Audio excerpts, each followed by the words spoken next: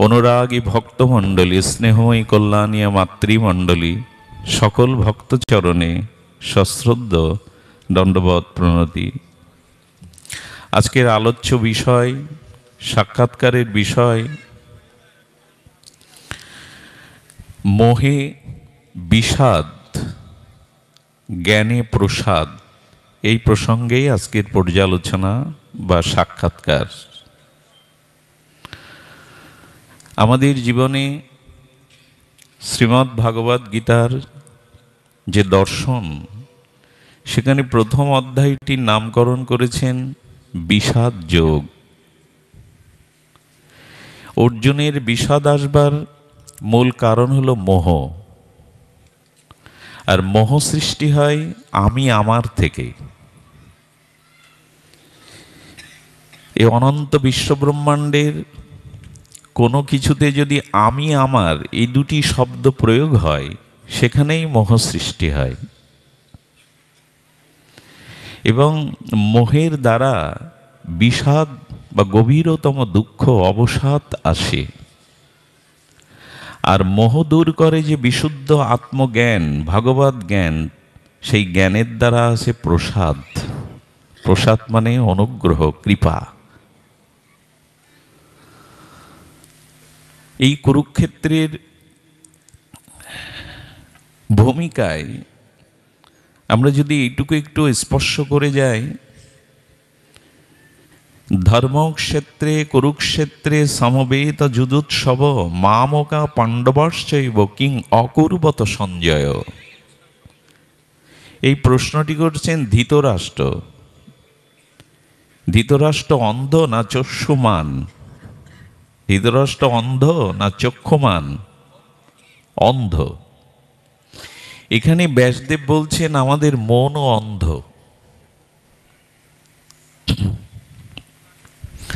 ব্রহ্ম হতে প্রকৃতি, প্রকৃতি থেকে অহংকার, অহংকার থেকে সত্য রজতম। তো আমাদের এই যে পরম্পরা চলে এলো, তো এখানে ধৃতরাষ্ট্ররূপ মন অন্ধ। এই কারণে মন কাকে বলে? মনের সংজ্ঞা আচার্যগণ দিয়েছেন এভাবে: সংকল্প বিকলত্বক অন্তরেন্দ্রিয় বৃত্তির নাম হলো মন। সংকল্প এবং বিকল্প, অর্থাৎ আমাদের মনে পূর্ব সংস্কার অনুযায়ী বিভিন্ন সংকল্প উদয় হয়, বিভিন্ন বিষয়ের চিন্তা উদয় হয়, আবার সেটা বিকল্পেও চলে যায়। এই যে সংকল্প বিকল্প, অর্থাৎ অনন্ত কামনা বাসনা চিন্তার যেখানে উদয় হয়, আবার সেটা স্তিমিত হয়ে যায়, এই সংকল্প বিকলত্বক অন্তর ইন্দ্রিয় বৃত্তির নাম মন। এখন মন অন্ধ এই জন্য, মনকে পরিচালনা করে বুদ্ধি। মনেরও ঊর্ধ্বে, কারণ মনের অবস্থান প্রবৃত্তি মার্গে না নিবৃত্তি মার্গে, সৎ মার্গে না অসৎ মার্গে, অন্ধকারে না আলোতে, এটি নির্ণয় করে বুদ্ধি। দেহের থেকে ইন্দ্রিয় শ্রেষ্ঠ, ইন্দ্রিয়ের থেকে মন শ্রেষ্ঠ, মনের থেকে বুদ্ধি শ্রেষ্ঠ, বুদ্ধির থেকে অহংকার, তার থেকে আত্মা ইত্যাদি। তো বুদ্ধি আমাকে নিয়ন্ত্রণ করবে। অন্ধ তারাই, মাদিস আমার মতো তারাই অন্ধ, মনে যেটি সংকল্প আসে আমরা তাই করে বসি, এরই নাম অন্ধমন। আচ্ছা, মনে যা যা সংকল্প উঠলো তাই যদি করি, বুদ্ধি বিবেক চেতনা, সৎ অসৎ বিবেক অবিবেক, এ চিন্তা যদি না থাকে, মন যা চায় তাই করি, তারা অন্ধ। ধৃতরাষ্ট্রের উচিত ছিল না দুর্যোধনের এই অন্যায় কর্ম থেকে তাকে বিরত করা? পিতা হিসাবে উচিত ছিল তো। যেভাবে ছিল ওইভাবে দিয়ে দাও, বাইরে দিও না, আমাদের কাছে আসুক, আগে যেটা ছিল ওইভাবে দিয়ে দাও। জয় রাধে, জয় গৌ সুন্দর। জয় রাধে, একটু ঠিক করে দাও বাবা, কষ্ট হলেও ঠিক করে দাও। তো মন হলো অন্ধ। আমাদের কিন্তু এখন বিচার এটি খুব কম। মন যা চায় আমরা তাতেই রাজি হয়ে যাই। এ হলো অন্ধত্বের পরিচয়। আচ্ছা, মন রূপ অন্ধকে সঠিক পথ নির্দেশনা দেবে যে বুদ্ধি, সেই বুদ্ধিরও চোখে পটি বাঁধা। তার মানে গান্ধারী হলেন এখানে বুদ্ধি। গান্ধারী কিন্তু গান্ধার রাজার কন্যা, তো বিদুষী ছিলেন, কিন্তু গান্ধারীর চোখে পটি, অর্থাৎ অন্ধ মনকে সঠিক পথ নির্দেশনা করবে যে বুদ্ধি, তারও যদি চোখে পটি বাঁধা থাকে, তখন জন্ম হয় অসংখ্য সংকল্পরূপ কামনা বাসনা, দুর্যোধন দুঃশাসন শতভাইয়ের। আর এরাই বাধায় কুরুক্ষেত্র। দুর্যোধন না থাকলে কুরুক্ষেত্র সৃষ্টি হতো না। হতো কি? হতো না। এই জন্য বিদুর, এই মহাপ্রাজ্ঞ গোবিন্দের অত্যন্ত অন্তরঙ্গ প্রিয় ভক্তপ্রবর বিদুর প্রথমে বলেছিলেন ধৃতরাষ্ট্রকে, হাতের কোথাও যদি গ্যাংগ্রিন বা ক্যান্সার শুরু হয়, পুরো আঙুলটা কেটে দাও, তাহলে পুরো শরীরটা আক্রান্ত হবে। ক্যান্সার আক্রান্ত, গ্যাংগ্রিন আক্রান্ত যে অঙ্গুলিটি পচে গেছে, ওটা গোড়া থেকে কেটে দাও, নাহলে পুরো শরীর মেরে ফেলবে, সংক্রামিত হবে। দুর্যোধন যখন এসেছিল, তখন জন্মাবার সাথে সাথে কুরবে কেঁদেছিল। এই জন্য কৌরব, কুরবে কেঁদেছিল। সেটা মৃত্যুর কান্না। বিদুর প্রজ্ঞাবান ভগবত ভক্ত, শাস্ত্রজ্ঞ, বুঝেছিলেন এর দ্বারা বংশে শুধু ক্রন্দনই হবে, বিষাদই হবে। ধৃতরাষ্ট্রকে বলেছিলেন, একে সেই সময় মেরে দিলেই আর কুরুক্ষেত্র, ভারতবর্ষের এই পরিণতি হতো না। কিন্তু অন্ধ মন এবং বুদ্ধিও চোখে পটি বাঁধা, যার জন্য কুরুক্ষেত্র সূচনা হলো। কিন্তু এখানে বলছেন, অর্জুন প্রথমে এই কথাই তো ভগবানকে বললেন, সেনার উভয়ের মধ্যে রথং স্থাপিত অচ্যুত। তুমি তো সারথি, রথখানা দুই সেনার মাঝখানে রাখো, আমি অবলোকন করি কারা আমার সাথে যুদ্ধক্ষেত্রে অবতীর্ণ হয়েছেন। যখনই দেখলেন, তখন বিষাদগ্রস্ত অর্জুন, তিনি বললেন, যে দ্রোণাচার্য আচার্য গুরুকে আমি ফুল দিয়ে পূজা করেছি, আজ তার বুকে বান মারব? কথাগুলো খুব পণ্ডিতের মতো, কথাগুলো শোনাচ্ছি খুব পণ্ডিতের মতো। যে গুরুদেবের চরণে পুষ্প দিয়ে অর্চন করেছি, পূজা করেছি, আজ তার বুকে বান মারব? যে ভীষ্মদেব পিতারও পিতা, খুব শিশুকালে বিশ্বদেবের কোলে উঠে বাবা বলে ডাকতাম ভুল করে, স্নেহবশত আশীর্বাদে বললেন, আমি তোর বাবারও বাবা, তোর বাবা না, তার বুকে আচ্ছা, আমি যুদ্ধ করতে এসেছি কেন? কৌরবদের অত্যাচারে ভারতবর্ষ ক্ষত্রিয়োচিত ধর্মের দ্বারা ওদের পরাজিত করে ভীষ্ম দ্রোণকে আচার্য উপদেষ্টা করে ভারতবর্ষে শান্তি ফিরিয়ে আনবো। এই তাদেরই যদি মারি, আমার রাজ্য কি প্রয়োজন? আমি তো আমার ভোগের জন্য যুদ্ধ করছি না। গুরু দ্রোণাচার্য, ভীষ্ম, এদেরকেই ভারতবর্ষের সিংহাসনে হস্তিনাপুরে বসিয়ে সমগ্র ভারতকে শান্তির বাতাবরণ তৈরি করব, কৌরবদের বধ করে। কিন্তু কাদের সাথে যুদ্ধ করতে এসেছি? মোহ। এই আমি এবং আমার যেখানে, সেখানেই মোহ কাকে বলে? আমি এবং আমার আচার্য, আমার গুরু, আমার আত্মীয়, আমার শ্যালক, আমার ভাই। এই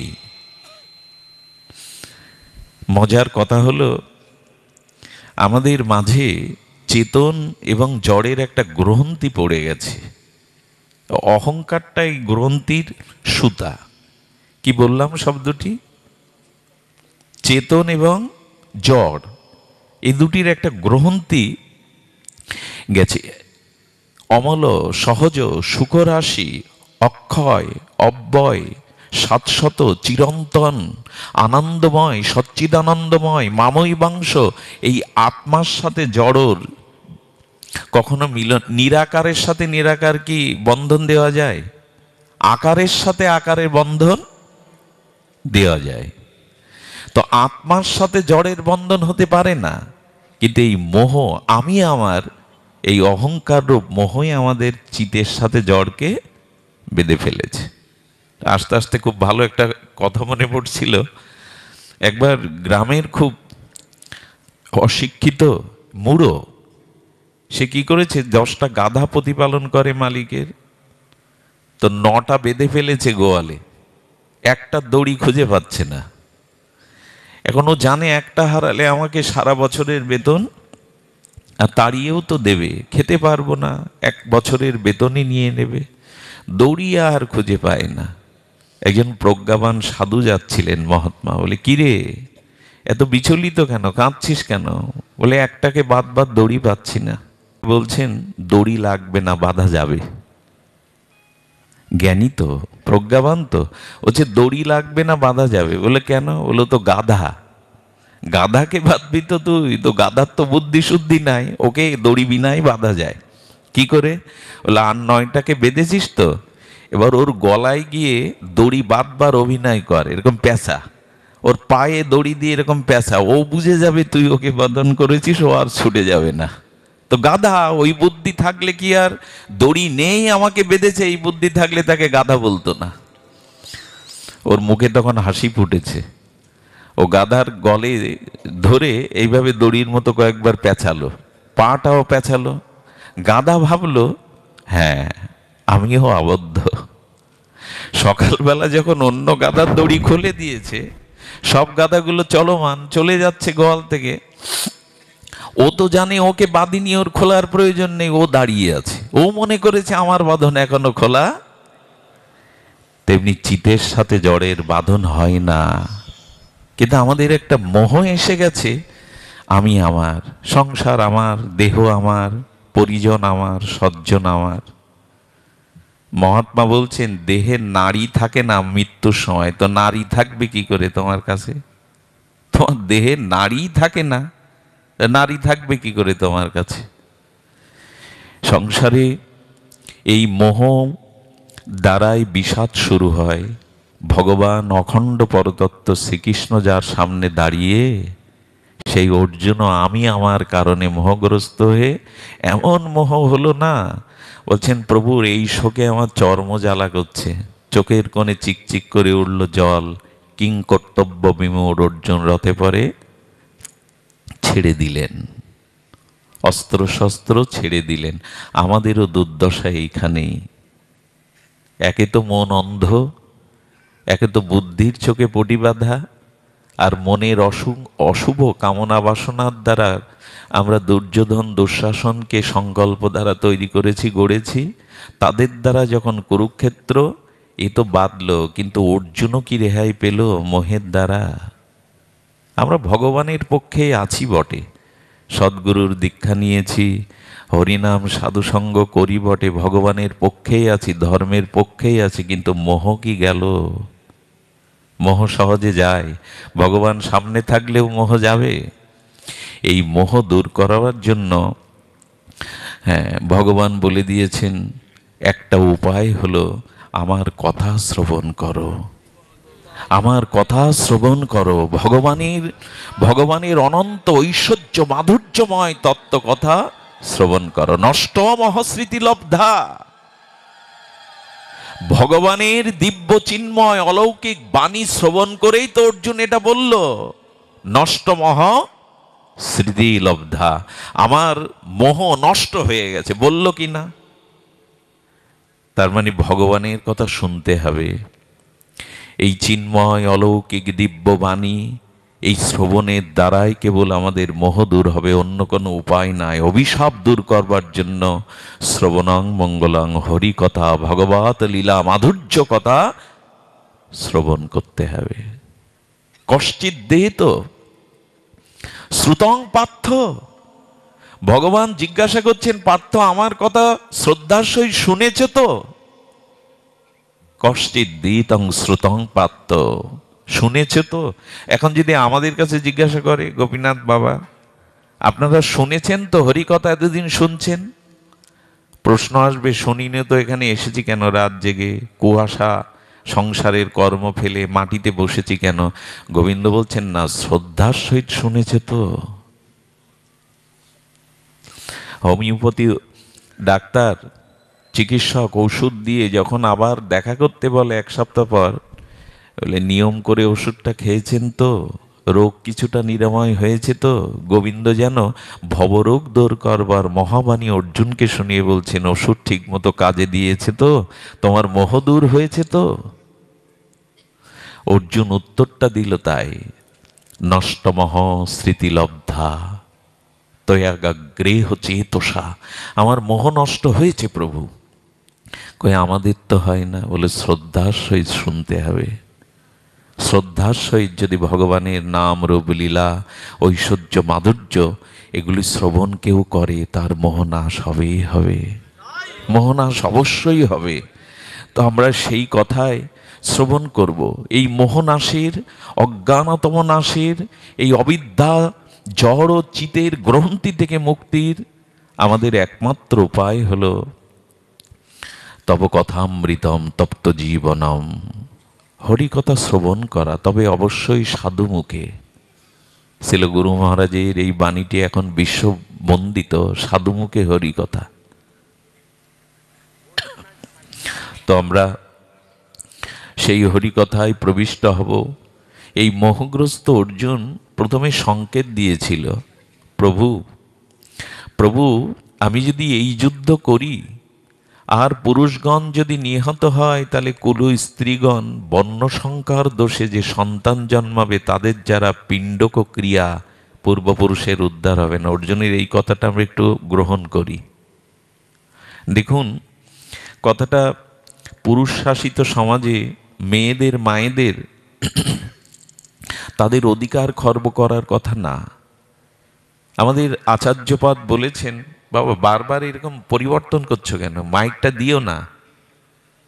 আমাদের ভেতরের শব্দটা রাখো বাবা যেভাবে ছিল। শুধু ভক্তগণ, বলা হলো যদি জগতে পুরুষ নষ্ট হয়, সমাজ ক্ষতিগ্রস্ত হয় বটে, কিন্তু সমাজ ধ্বংস হয়ে যায় না একেবারেও। ক্ষতিগ্রস্ত হলেও ধ্বংস হয় না। কিন্তু কুল স্ত্রীগণ যখন সতীত্ব হারিয়ে ফেলে, বর্ণসংকর দোষে হয়, তখনই পৃথিবীর অনিষ্ট হয়, পৃথিবী ধ্বংস হয়। ভগবান একথাও বলেছেন, একজন সতী যে মাটিতে দাঁড়িয়ে থাকবে, ওইখানবার মাটিকে ধ্বংস করবার ক্ষমতা আমারও নাই। চিন্তা করা যায়, একজন সতীসাধ্যী কুলশিরোমণি, তিনি যে মাটিতে দাঁড়াবেন সেই মাটি আমি প্রলয় বা ধ্বংস করতে পারবো না।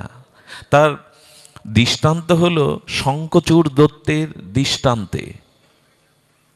এই শঙ্খচূড় দত্ত সমস্ত দেব শক্তিকে, সৎশক্তিকে পরাজিত করছে। দেবতারাও পরাভূত, দেবতারাও পরাজিত, পলায়ন রত। দেবতাদেরও স্থান নেই শঙ্খচূড় দত্তের এই বীর বিক্রমে, দত্তের বিক্রমে। ভগবানের কাছে দেবতার স্তুতি প্রণতি প্রার্থনা জানালো, প্রভু উদ্ধার করো। শঙ্খচূড় দত্তের এই মহাপরাক্রম দেবতাদেরকেও পরাভূত করে সে পৃথিবীতে ত্রাস সৃষ্টি করেছে, প্রভু রক্ষা করো। ভগবান তখন জানলেন যে এই দৈত্য হলেও, আসরিক প্রবৃত্তি পরায়ণ হলেও দেবশক্তি পরাজিত হওয়ার এই শক্তি কোথা থেকে আসে। জানলেন তার সতীসাধ্যী কুলমণি তুলসীর সতীত্বের কারণেই শঙ্খচূড়ের এই বিজয় বিক্রম। চিন্তা করা যায়, চিন্তা করা যায়। তুলসীর সতীত্বের বিক্রমে শঙ্খচূড় আজ অজেয়। যে পুরুষের পেছনে কোনো সতী নারীর প্রেরণা থাকে, অনেকটা পথ এগোতে পারে সে। অনেকটা পথ কেন, সতী যদি এক পতিমুখী হয়, সেও যেমন পরমপতির কাছে পৌঁছাতে পারে, স্বামীকেও ওইখানে নিয়ে যেতে পারে। এটা পদ্মাবতীর চরিত্রে, জয়দেব চরিত্রে আমরা দেখেছি। জয়দেব পদ্মাবতীর চরিত্রে এটা আমরা দেখেছি। তো অর্জুনের শঙ্কা হলো এই যুদ্ধে যদি সকলে নিহত হয় আর এই রমণীগণ কুলক্ষয়ে তারা অসতী হয়ে পড়বে, তারা বর্ণ সংকরের দ্বারা যে সন্তান জন্মাবে সেই সন্তান কখনো পিতৃপুরুষের তর্পণ তাদের আত্মকল্যাণে সমর্থ নয়। অর্জুনের এই কথাটা আজ বড় বেশি আমাদের সামনে বাস্তবে বড় বেশি পরীক্ষিত সত্য হয়ে দেখা দিয়েছে। আচ্ছা, এখন যে শ্রাদ্ধ তর্পণ আমরা পুত্র কন্যাগণ করি, এর দ্বারা পিতৃপুরুষের উদ্ধার হবে তো? এবং সব থেকে বড় কথা, রামচন্দ্র ভগবান সেই ত্রেতাতে দশরথের উদ্দেশ্যে গয়ায় যেখানে তর্পণ পিণ্ড করেছিলেন, সেই জায়গাটা আজও বন্দিত হয়, আছে সেই জায়গাটা। ভগবান গৌরহরি গিয়েছিলেন গয়াতে বিষ্ণুপাদ পদ্মে পিতার উদ্দেশ্যে, গিয়েছিলেন রামকৃষ্ণদেব, গিয়েছিলেন স্বামী প্রণবানন্দ, এবং ভগীরথ মন্দাকিনী ধারাকে প্রবাহমান করে ভূখণ্ড ভারতের মধ্যে দিয়ে তার পিতৃপুরুষকে উদ্ধার করলেন। আমাদের সেই সক্ষমতা, সেই সাত্বিকতা, সেই পবিত্রতা, সেই ভগবত ভক্তির আধারে আছি তো যে আমরা পূর্বপুরুষকে উদ্ধার করতে পারবো? বাবার কথা বাদ দিন, যারা সন্ন্যাসী ব্রহ্মচারী তারা নিজের উদ্ধার নিজেই করে নেবে। তাদের নিজের উদ্ধার বিরজাহম করে ব্রহ্মচর্য থেকে সন্ন্যাস নিলে তাকে নিজের শ্রাদ্ধ নিজে করে নিতে হয়। উদ্ধার এ তো আত্মানাম, নিজের উদ্ধার বিরজাহমের দ্বারা সন্ন্যাসীরা করে নেয়। তাদের কথা বাদ দিন, আমরা যারা গৃহী গারস্থ অবলম্বী, আমরা এমন সন্তান রেখে যাচ্ছি তো যার তর্পণের দ্বারা পূর্বপুরুষ উদ্ধার পাবো আমরা? এই হিসাবটা আমাদের আছে তো? একদমই নাই। তপস্যার দ্বারা যে সন্তান জন্ম নেয় তাকে বলে সন্তান। তাদের দ্বারাই কেবল ভগবত ভক্তিপরায়ণ, সচ্চরিত্রবান, নির্মল চরিত্র পুত্র কন্যার দ্বারাই কেবল উদ্ধার পায় পূর্বপুরুষের আত্মা। কিন্তু কামের দ্বারা যাদের জন্ম হয় তারা ধুন্ধকারী হয়। তারা হয় কারা? ধুন্ধকারী। সে নরকে নামায় 21 কুলকে। আজকাল তো শ্রাদ্ধ ব্যবস্থা মানছে না অনেক। জুতো না পরে থাকতে পারবো না, ড্রেস চেঞ্জ করতে পারবো না, অফিস করতে হয়, বলে কি না আজকালকার ছেলেরা। এগুলো চুল কামাতে হবে কি, চুলটা একটু ছাড়লেই হলো, মাথা মুন্ডন করতে হবে, এই শুরু হয়ে গেছে। শ্রাদ্ধ তো দূরে থাক, উদ্ধার তো শুরু হয়ে, এটা মানবে কি না এই প্রশ্ন এখন আমাদের সামনে। আমি অফিসে যাই, চাকরি করি, খালি পায়ে থাকতে পারি না, শুরু হয়ে গেছে। রামচন্দ্র ভগবান মহাপ্রভু যে বিধি মানলেন, আমরা ওটা অস্বীকার করতে বসেছি। এর একটাই কারণ, স্বামী যদি আদর্শভ্রষ্ট হয় আর স্ত্রী যদি পতিপরায়ণা না হয়ে আর কুলক্ষয়িনী হয়ে একটু অসতীর দিকে দৃষ্টি বাড়ায়, তাহলে বর্ণসংকরের দ্বারা ওর গর্ভে যে সন্তান আসে সেই সন্তান কখনো তর্পণ পিণ্ডের অধিকারী নয়। খুব সতর্ক হতে হবে এখানে। আমরা সতর্ক আর হয়েছি। কাম কামনার দ্বারা যাদের জন্ম দেই তারা আদৌ উদ্ধারের সক্ষমতা তাদের নাই।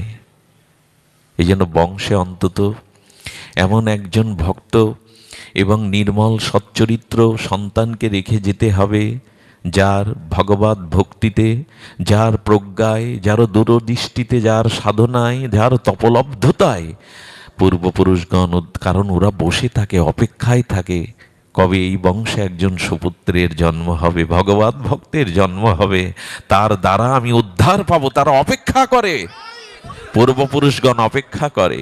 কিন্তু আজ সমাজ ব্যবস্থায়, এই জন্য ভারতীয় কবি, ঋষি কবি একটা পয়ার গেয়ে গেছিলেন, না জাগিলে মা ভারত ললনা, এ ভারত আর জাগে না জাগে না। 100টা পুরুষ নষ্ট হলে সমাজের, বিশ্বের যত ক্ষতি না হয়, একজন নারী নষ্ট হলে সমাজের তার থেকে বেশি ক্ষতি হয়ে যায়। এই জন্য তোমাদের উপরেই ভার মা, আজও তাকিয়ে আছে বিশ্ব তোমাদের উপরে। এই বাংলার বধূ, বাংলার জননীর দিকে তাকিয়ে আছে। আবার কবে মহাপুরুষের, অবতার পুরুষের, সাধক পুরুষের জন্ম তোমাদের গর্ভে হবে? আবার কবে বিশ্ব জেগে উঠবে? এই অপেক্ষাটা, কারণ সন্তান তোমরাই জগতে দিতে পারো। এই জন্য সন্তান গ্রহণের আগে তপস্যা চাই। তপস্যা ছাড়া আর গুরু ভক্তির দ্বারা তাছাড়া কিন্তু সুস্থ সন্তানের জন্ম সম্ভব নয়। এর দৃষ্টান্ত এই কৌরব এবং পাণ্ডবরা। কুন্তী দেবী মহাসতী ছিলেন, তপস্বিনী ছিলেন, প্রজ্ঞাবতী ছিলেন, সাধনা পরায়ণা ছিলেন। দুর্বাসার আশীর্বাদে তিনি দেবপম চরিত্রের সন্তান জন্ম দিয়েছিলেন সাধনার দ্বারা, মন্ত্রের দ্বারা, তপস্যার দ্বারা। আর বিপরীতে ধৃতরাষ্ট্র গান্ধারী কামের দ্বারা জন্ম দিলে তাদের হয় কৌরবগণ, দুর্যোধন। একটা কামর সন্তান, বাবা একটু বাড়িয়ে দাও না আর একটু। একটা কামর সন্তান, আরেকটি হলো ধর্মজ সন্তান। কি বললাম? কামর সন্তান আর তপস্যার দ্বারা এদিকে আমাদের খেয়াল নাই, এদিকে আমাদের দৃষ্টিই নাই। অর্জুন খুব সতর্ক করে বলেছিলেন, প্রভু কুলক্ষয় যদি হয়, কুলনারী যদি বন্য শঙ্করের দ্বারা সন্তান জন্ম দেয়, তাদের দ্বারা তর্পণ হবে না। আরেকটা কথা বলি, বাবা আছেন, উনি এই কথাগুলো বেশি বলেন। আমি একটু ভক্তি মার্গে প্রায় চলে যাই, কিন্তু কথাগুলোকে বাদ দিয়ে যাওয়ার উপায় নেই। গীতাকে বাদ দিয়ে ভাগবতে প্রবেশ করা উচিত নয়। ভিত না গড়ে তার উপরে সৌধ রচনা করলেও টিকে থাকবে কি? রানা প্লাজার মতো ভেঙে পড়বে। এই জন্য ভিতটা হলো সুসন্তান প্রয়োজন। সমাজ গঠনের জন্য বীর্যবান সাহসী সুসন্তানের প্রয়োজন। একটা সুসন্তান একটা দেশকে নাড়িয়ে দিতে পারে, বিশ্ব বিবেককে জাগাতে পারে। কই তারা? আসলে এয়ারপোর্ট ছাড়া যেমন বিমান নামে না, স্টেশন ছাড়া যেমন ট্রেন থামে না, ভালো গর্ব ছাড়া ভালো মহাপুরুষও আসে না, আসে না। তো সেই গর্বের পূর্ব প্রস্তুতি আমাদের দশবিধ সংস্কারে বলা ছিল। জানি না, মানি না, এদিকে দৃষ্টি নাই, কামনা বাসনার দৃষ্টিতেই আমরা মোহিত। পুংসবন, সীমা, এগুলো ছিল। পুংসমন, গর্ভধান, এগুলি ছিল দশবিধ সংস্কার, আমরা মানিনি। এখন অর্জুনের কথাটা আমরা নিয়ে নিই। আরেকটা কথা বলি, যারা ভ্রূণ হত্যা করে, অর্থাৎ গর্ভে সন্তান আসার পরে আল্ট্রাসোনো মেশিনটার দ্বারা জানে যে দুটো মেয়ের পরে আর একটা কন্যা সন্তান আসছে, এই ভেবে যারা গর্ভ ভ্রূণ হত্যা করে, তার গর্ভের কোনো সন্তানের দ্বারা তর্পণ ক্রিয়া সম্পন্ন হয় না। শূকর কুকুরগুলোও তো গর্ভের সন্তান মারে না, মারে কি? গাভীগুলো, শূকর কুকুরগুলো।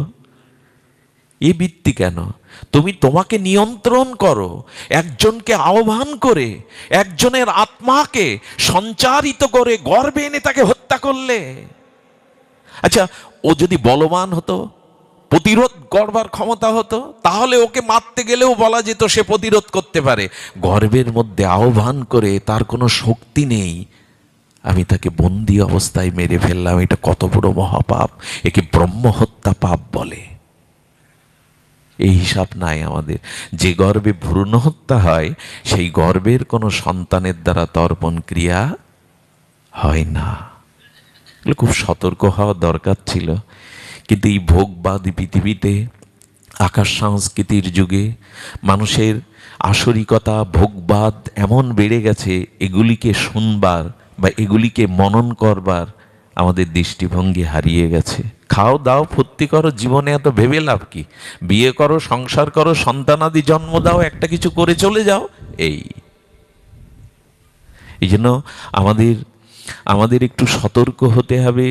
এখন তো এমন হয়েছে যে বললাম, শ্রাদ্ধ ব্যবস্থা মানবেই না, এরপরে সন্তানরা মোটে মানবেই না। আর যদি না হয় তাহলে উদ্ধারও বা। এই জন্য গীতায় বলেছেন, অন্য কারো অপেক্ষা না করে নিজের উদ্ধার নিজে করে চলে যাও গো। উদ্ধারে তো আত্মনম না আত্মা অবসাদয়েদ। কারো অপেক্ষা করো না কে তোমার উদ্ধার করবে। নিজের উদ্ধারের পথ ভজন সাধন দ্বারা নিজেই উদ্ধার হও, অন্যের ওপরে ভরসা রেখো না।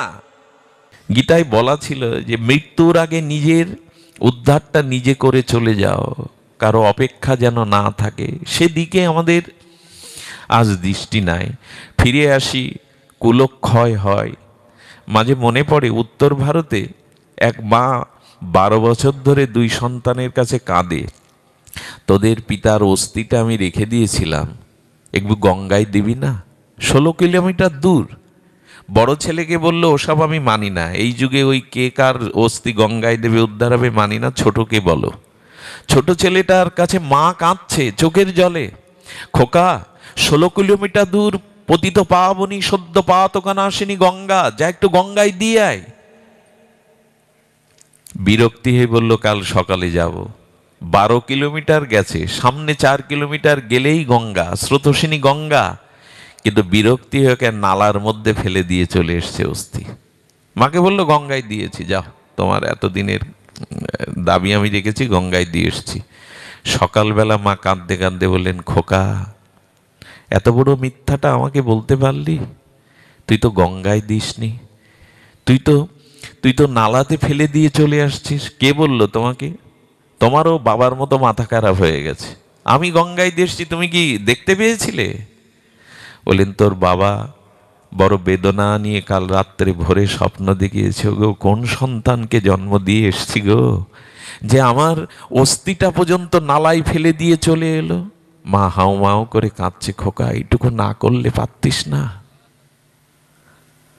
পাগলামি ভেবে চলে গেল। এই সব সন্তান আমরা যদি রেখে যাই, আমাদের দুর্দশার যে কি দুর্দশা।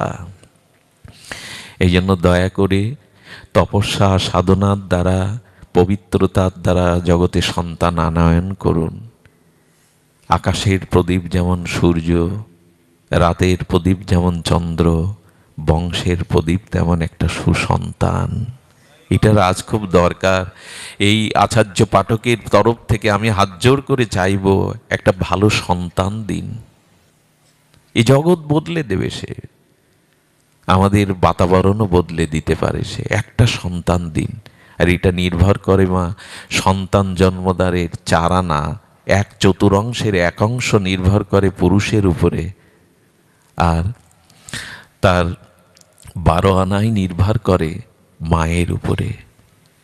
কারণ দৈত্যকুলে প্রহ্লাদ এলো শুধু কয়াধুর কারণে, হিরণ্যকশিপুরের কারণে না। আর বিশ্বশ্রবা মুনির নিকষা রাক্ষসী, রাবণের মার নাম হলো নিকষা। বিশ্বশ্রবা মুনির পুত্র রাবণ কুম্ভকর্ণ হলো বটে, কিন্তু ওইখানে বিভীষণও এসেছিল।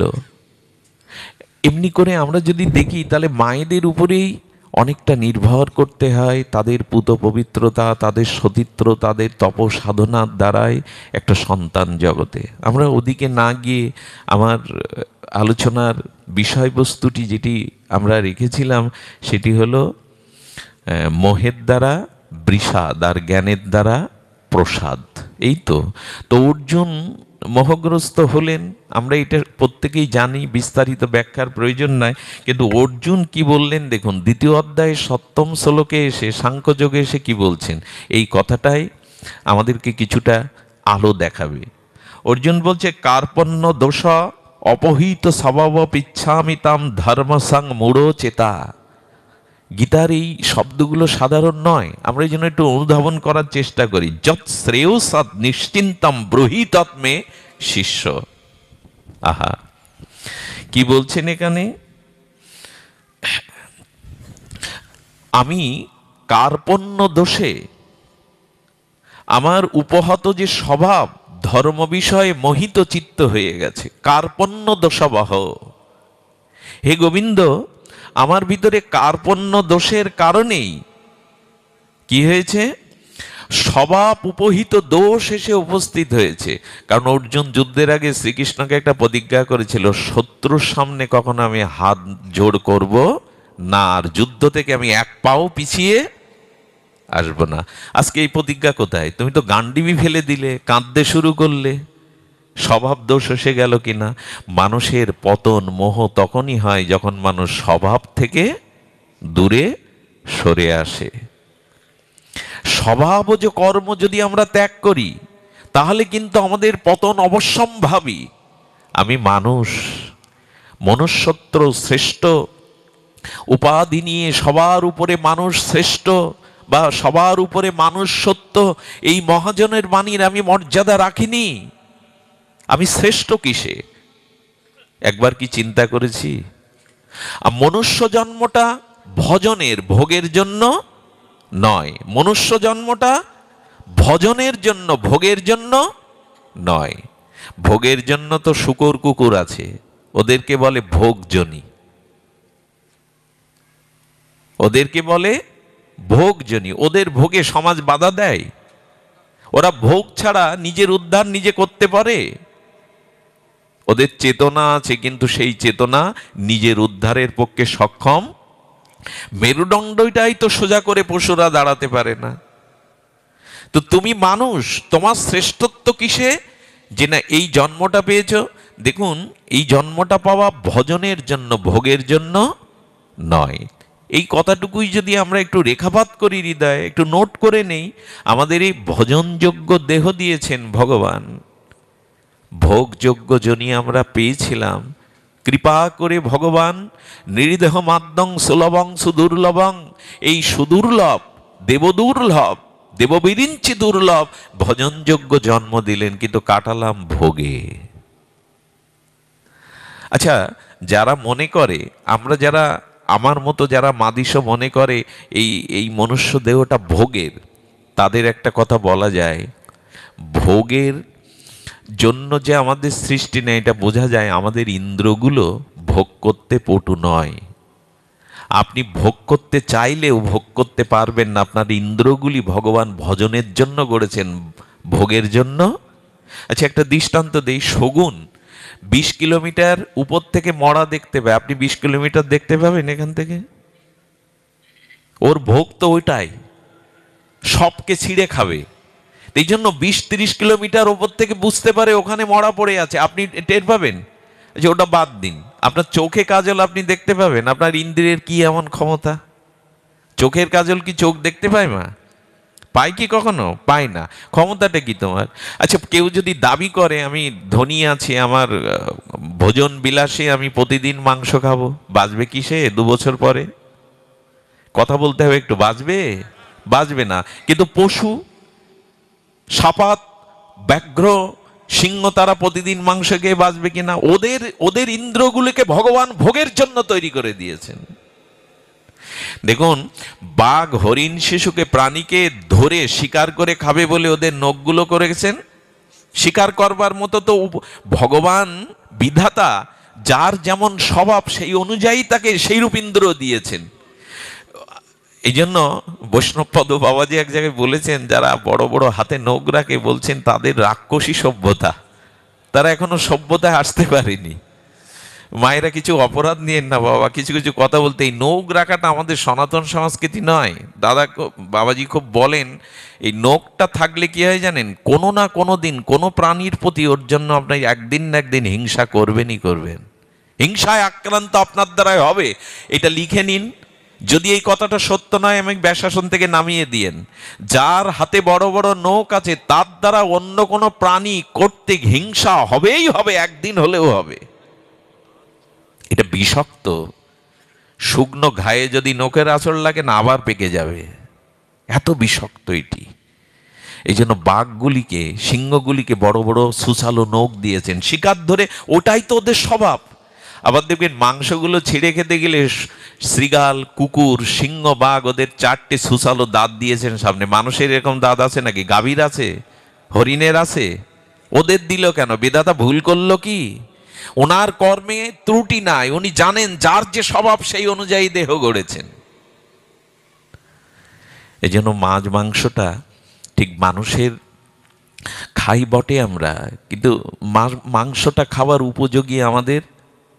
জানেন, যারা মাংসাশী প্রাণী, কয়েকটা লক্ষণ দেখবেন, মাংসাশী প্রাণীর চোখগুলো হয় গোল গোল, আর শাকভোজী প্রাণীদের চোখ হয় লম্বা লম্বা। মিলিয়ে নিন, সিংহের চোখ, বাঘের চোখ, বিড়ালের চোখ, কুকুরের চোখ টানা টানা হয়, কিন্তু গরুর চোখ, ঘোড়ার চোখ, হরিণের চোখ লম্বা লম্বা। মাংসাশী প্রাণীর কণ্ঠস্বরটা মধুর হয় না। এই জন্য হরিনাম যারা করে তাদের প্রসাদ ভোজির কথা বলা হয়েছে। এই জন্য কণ্ঠস্বরটা মধুর হতে গেলে দেখবেন, আচ্ছা এখানে যদি 2-4টে কাক ডাকতে থাকে, পাঠ করা যাবে? কুকুর ডাকলে পাঠ করা যাবে? কিন্তু গোয়ালে যদি দুটো গাভী ডাকে, কোকিল ডাকে, পাঠ করা যাবে। এসব কথা সব জায়গায় বলতে নেই, বাবা আছে তো। কোকিল ডাকলে পাঠ করা যাবে কিনা, আরো বাড়িয়ে দেবে, মাধুর্য বাড়িয়ে দেবে, দেবে কিনা। বিড়াল ডাকলেও সহ্য করতে পারবেন না এর মধ্যে, তাদের কণ্ঠস্বরটা হয় মৃদু, কোকিলের কণ্ঠস্বর। কাক তার ঠোঁটে করে ওই যে দয়ে ডেকে আসে না, কোকিল ডেকে আসে কাকের বাসায়, কাক মনে করে আমার বাচ্চা অমেধ্য মাংসের কণা এনে দিতে যায়, আর কোকিলের বাচ্চাটা ঠোঁট থেকে ফেলে দিয়ে মনে করে পাখাটা উঠতে পারলেই হয়, এ বাসা আমার না। আমরা জোর করে খাওয়াতে চাই, জোর করে। কি চালাক আমরা! যেদিন মুখে ভাত দেবে সেই দিন বৈষ্ণব ডেকে মহাপ্রভুর ভোগ দেখে দাও, পরের দিন থেকে চালাও, যা পারো চালাও। কি চালাক আমরা! বাবা আজকে দিলে কেন গালে ভাত প্রসাদ দিয়ে? ভগবানের আমাদের যে দুর্দশা এখন দেখেন, এখন অনেক অনেক খুব প্রচলিত মন্দিরে, খুব বিখ্যাত মন্দিরে দেখবেন, মন্দিরেও এটা হওয়া উচিত, 100 টাকা দিলে আগে দর্শন করিয়ে দেবে ভিআইপি যোগে। যেসব মন্দিরে এই বিধি ব্যবস্থা, এইখানে ওইভাবে ঠাকুর দেখতে নেই, ভগবান অন্ধ না। এখন দেখবেন খুব বিখ্যাত মন্দিরগুলোতে বাবা 200 টাকা একটু আড়ে দেখিয়ে করে দাও। কাঙালি ভিখারি যারা ঘন্টার পর ঘন্টা অপেক্ষা করছে, কি করছেন কি এই সমস্ত? ওইরকম মন্দিরে যাওয়ার দরকার, যারা এই বিধি ব্যবস্থা রেখেছে, ভিআইপি ব্যবস্থা। ভগবানের দুয়ারে, দেবতার দুয়ারে সবাই সমান, ওখানে কারো কারো আলাদা করে ভিআইপি করার প্রয়োজন নেই। কিন্তু এখন দুরবস্থা এই, এখন দুরবস্থা এই। দরকার নেই আপনার, আপনার ভেতরে ঢুকে দেখতে হবে না। আপনি যদি সেই হৃদয় নিয়ে, শ্রদ্ধা ভক্তি নিয়ে যান, আমার মনে হয় কি জানেন, মন্দিরে আপনার দেবতার দেখার দরকার নেই ওইভাবে উপঢৌকন দিয়ে, বরঞ্চ যদি শ্রদ্ধা ভক্তি নিয়ে যান, গোবিন্দ আপনাকে দেখবে, দেবতা আপনাকে দেখবে, দেবতা আপনাকে দেখবে। আপনার দেবতার দেখার দরকার নেই, তিনি আপনাকে দেখবেন যদি শ্রদ্ধা ভক্তি থাকে। পুরীর মন্দিরে এক পতিতা গিয়েছে, বেশ্যা। মঠের যারা পান্ডা তারা ওকে চেনে, গলা ধাক্কা দিয়ে বের করেছে, জগন্নাথের প্রসাদের অধিকারী তুই নইস। কাঁদছে আর বলছে, জগন্নাথ নাম কেন নিয়েছ? তুমি যদি জগন্নাথ হও, আমি তো তোমার সন্তান, তুমি তো নাথ, আমি অনাথ না, আমাকে কেন প্রসাদ বঞ্চিত করবে? এরা করতে পারে, তুমি তো জগন্নাথ। কাঁদছে কাঁদছে, সারাদিন না খেয়ে উঠেছে। জগন্নাথ দেখলেন, আরে বাবা প্রসাদের কি বিশ্বাস। একটা কুকুর এসে বমন করলো, উনি ভাবলেন, প্রভু তুমি তো ওই রূপে সবার সামনে আসতে পারো না, তাই কুকুর রূপ ধরে আমাকে প্রসাদ দিয়ে গেলে। বমিগুলো প্রসাদ জ্ঞানে পেতে লাগলো। জগন্নাথ ঘোষণা করলেন, ওর চুলের খোপাটা যেন আমার মন্দিরের চূড়ায় থাকে, ওর প্রসাদে বিশ্বাস হয়েছে। আচ্ছা, দেবতাকে আপনি ঘুষ ঘাস দিয়ে ভিআইপিতে দেখতে যাবেন কেন? দেবতা আপনাকে দেখতে আসবে যদি শবরীর মতো ভক্তি থাকে। রামচন্দ্র শবরীর কাছে গিয়েছিল না শবরী রামচন্দ্রের কাছে গিয়েছিল? রামচন্দ্র বনের মধ্যে ঘুরছে জানেন, আর বলছে, তোমরা বলতে পারো শবরীর কুড়ে ঘরটা, আশ্রমটা কোথায়? ভগবান খুঁজে ফিরছে, তোমরা বলতে পারো শবরীর সেই আশ্রমটা কোথায়? ভগবান খুঁজবে আপনার ভিতরে ভক্তি থাকলে। এখন দুরবস্থাটা এরকম একটা অবস্থা চলে এসছে, সবকিছুই কেমন একটা যেন ঘোলাটে হয়ে গেছে। তো বলছেন যে দেখুন, আরো অনেক জিনিস আছে, আরো অনেক জিনিস আছে, আমি সে আলোচনায় যাব না। আমরা স্বভাব থেকে দূরে সরে এসেছি। এই জন্য অর্জুন যে স্বভাবটা তার ছিল ক্ষত্রিয়চ্যুত, আমি শত্রুর সামনে কখনো হাত জোড় করবো না, পিছিয়ে আসবো না। এখন কার্পণ্য দোষে স্বভাব অপহৃত আমাদেরও গেছে। মানুষের স্বভাব হলো ভোগের না ভজনের। আমরা স্বভাব বদলেছি কিনা বাবা? এত ভোগ, এত চাই, কিন্তু ভোগ করতে তো পারবো না। আমার ইন্দ্র অত পটু নয় ভোগ করবার জন্য।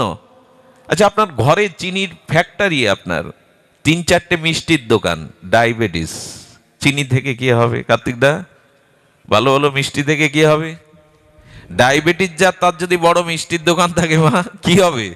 তার মানে তুমি ভোগ করার ইচ্ছা থাকলেও তোমার ভোগ করার ক্ষমতা নাই।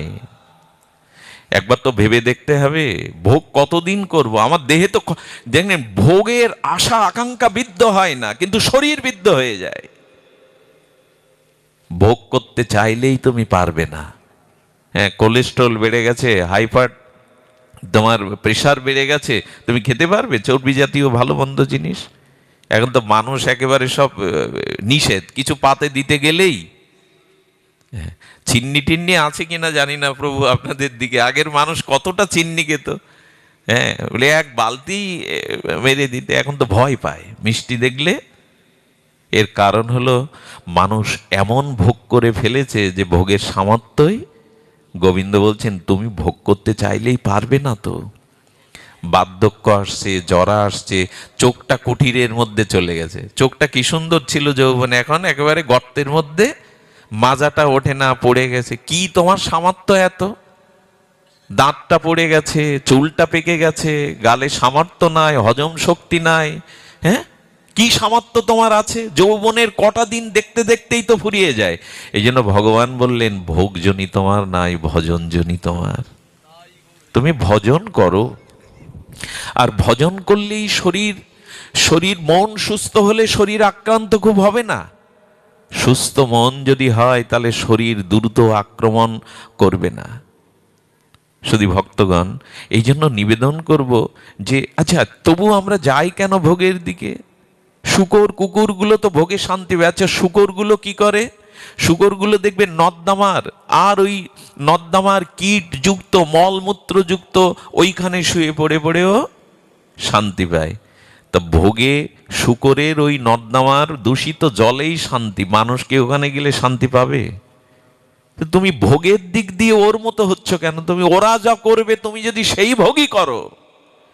বরঞ্চ বাবা আছে, সাহসিকতা বলবার একটু প্রেরণা পাচ্ছি। কুকুর, সারমেয় কুকুর, সে বছরের 10টা মাস সংযত থাকে, 9টা মাস মানুষের এই আচরণই নাই। এই জন্য অর্জুনের এই কথাটি আমি আস্তে আস্তে ভাবছিলাম, কি বলবো। সারাদিন ব্যবসায়ী মানুষ, আমি তো আর ভক্তও না, ভজনশীল না, আশ্রমবাসী না, একবার নরকের কীট নর্দমার। ভাবছিলাম ওই কার্পণ্য অপহত স্বভাব, আমাদের স্বভাবটাই নষ্ট হয়ে গেছে। কার্পণ্য দোষ অপহৃত স্বভাব। গীতার এক একটা বাণী না একটা জীবন গড়ে দিতে পারে।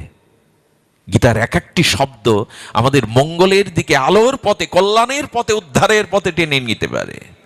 হ্যাঁ, বলছেন ধর্ম সংমূঢ়চেতা, আমার ধর্ম কোনটা, কর্তব্য কোনটা, আমি মূঢ়ত্ব প্রাপ্ত হয়েছি বুঝতে পারছি না। কথাগুলো কিন্তু অর্জুনের না, আমার। যদি কেউ এখানে প্রশ্ন করেন এই গীতা কার জন্য, সঠিক উত্তর হলো গীতার সব বাণী আমার জন্য, এখানে কারো জন্য না। আমার জন্যই শুধু এই বাণীগুলো, আর কারো জন্য না, কারণ সবাই উত্তম, আমি কেবল অধম।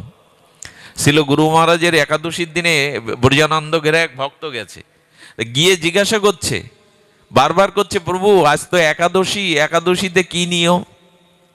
মদীয় শ্রী গুরু মহারাজের নিকটে। গুরুদেব কথা খুব কম বলতেন, অন্তর্মনা হয়ে থাকতেন রাত দিন। তো শিষ্যটি যখন বারবার বলছেন একাদশী হলেই তো কি খাবো কি খাবো না, কি করব, এইসব আমাদের তো ওই ভগবানের ভজন কোথায়, কি খাবো কি খাবো না, পারণ কখন, আজ শুরু হয়নি একাদশী, পারণ কখন তার আগে জানতে হবে। তো এইরকম ভোর কখন হবে, এইরকম না। তো উনি বলছেন একাদশীর প্রভু সর্বোৎকৃষ্ট শ্রেষ্ঠ নিয়ম কি? গুরু মহারাজ বললেন কি, একাদশী শব্দটা 3-4 বার উচ্চারণ করত, একাদশী, একাদশী। বললেন ওইটাই যদি ভাবতে পারিস আজকে সারাদিন, তুই একাই কেবল জগতে দোষী, আর কেউ দোষী না। এই একাদশীর মন্ত্র, তুই একাই কেবল দোষী। তো গীতার বাণীগুলো আর কারো জন্য না, সবাই উত্তম, শুধু আমার জন্যই অর্জুন আর শ্রীকৃষ্ণ আমার জন্যই বলেছেন। যখন মোহ আসে, বিষদ আসে, তখন কার্পণ্য দোষে স্বভাব অবহিত হয়ে যায়, অপহিত হয় স্বভাব। তখনই কি হয়, ধর্ম সংমূঢ়চেতা, তখন কর্তব্য কি, করণীয় কি, এই চেতনা থাকে না। আমাদেরও করণীয়তা কি তা আমরা ভুলে গেছি। এই জন্য এখন কি বলছেন, আচ্ছা সম্পর্কে অর্জুন আর কৃষ্ণ কি হয়, ব্যবহারিক সম্পর্কে কি হয় বাবা? ব্যবহারিক দৃষ্টিতে, আধ্যাত্মিক দৃষ্টি বাদ দেন, এই জগতের ব্যবহারিক দৃষ্টিতে শালার বোনাই কৃষ্ণের বোন দিল না সুভদ্রাকে, দিয়ে তো। তো এইখানে গুরু বলছেন কেন শিষ্যস্তেমাং সাদিপাং? যদি জগতের সম্পর্ক ধরবে তাহলে তখন তো শালাবো না। এখানে অর্জুন এবার বলে বললেন শিষ্যস্তেমাং সাদিমাং প্রপন্নাও, আমি তোমার চরণে নত হয়ে প্রণাম করছি, আমি তোমার শিষ্য, তুমি আমাকে উপদেশ দাও।